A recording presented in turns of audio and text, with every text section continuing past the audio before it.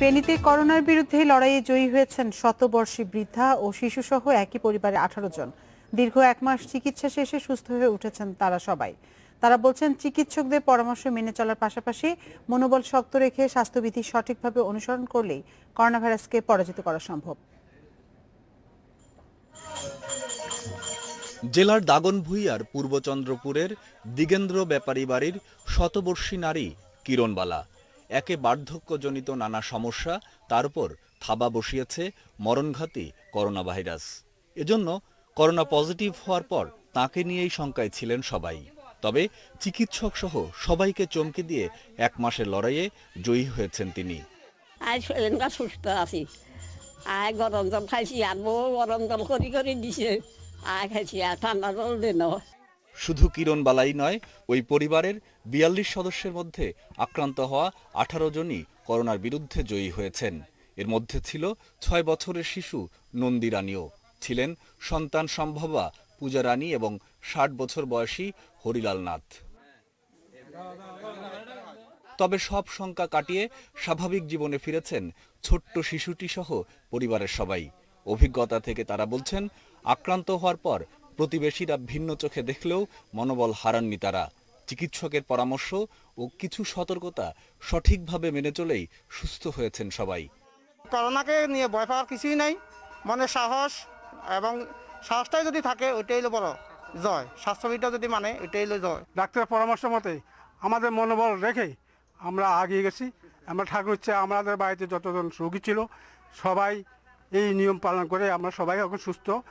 স্বাস্থ্য কর্মকর্তারা বলছেন, এই পরিবারের অভিজ্ঞতা থেকেই বোঝা যায় মারাত্মক ছোঁয়াচে এই ভাইরাস থেকে মুক্তি পেতে সামাজিক দূরত্ব নিশ্চিত সহ স্বাস্থ্যবিধি মেনে চলার বিকল্প নেই। কয়েকজন বৃদ্ধা মহিলা কিরণবালা, আরেকজন ছিল প্রায় 9 মাস প্লাস প্রসূতি মা, যার জন্য আমরা খুব বেশি চিন্তিত ছিলাম এবং তাদের ফলোআপটা আমাদের জন্য এবং তাদের শারীরিক অবস্থাটা আমাদের জন্য একটা চ্যালেঞ্জ ছিল। 29 মে ব্যাপারী বাড়ির প্রথম সদস্য হিসেবে করোনা আক্রান্ত হন ব্যবসায়ী হরিলাল নাথ। এরপর একে একে করোনা পজিটিভ হয় 18 সদস্যের। 29 জুন করোনা মুক্তির সনদ পান সবাই। Independent news desk. এ বিষয়ে আরো জানাতে ফেনী থেকে যুক্ত হচ্ছেন সহকর্মী সমীর উদ্দিন। সমীর, করোনাজয়ী পরিবারের বিষয়ে স্বাস্থ্য কর্মকর্তারা আর কি বলছেন? প্রতিবেশীদের বক্তব্য কি তাদের সম্পর্কে? আমি আপনাকে বলে রাখি, গত 29 মে কিন্তু তারা করোনা পজিটিভ হয়। করোনা পজিটিভ হওয়ার পর আসলে প্রতিবেশীরা প্রথম অবস্থায় তাদের পরিবারের সাথে মিশতে চাননি, তারা তাদের খোঁজ খবর নিতে চাননি, তারা সেখানে ঘেঁষতে চাননি বা তারা একটু দূরে থাকার অবস্থা ছিল।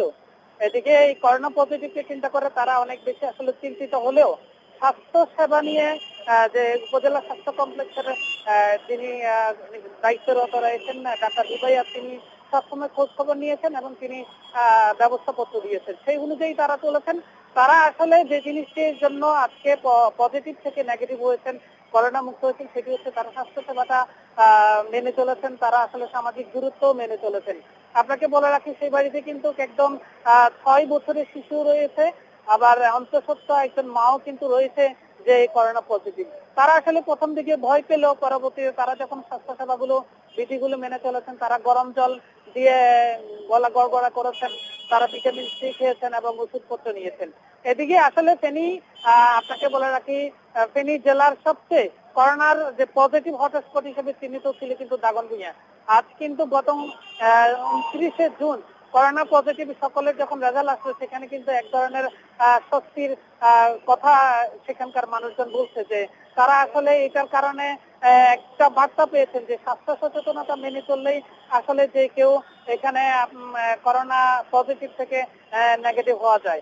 আপনাকে বলে রাখি যে ফেনীর এই মুহূর্তে যে করোনার যে ফলাফল, সেটি যদি আমি আপনাকে বলে রাখি যে ফেনী সদর হাসপাতাল, সেখানে এই পর্যন্ত করোনা পজিটিভ নিয়ে 7 জন রোগী ভর্তি আছেন এবং প্রায় 45 জন রোগী তারা করোনা উপসর্গ নিয়ে সেখানে কিন্তু ভর্তি আছেন, তাদের চিকিৎসা সেবা চলছে।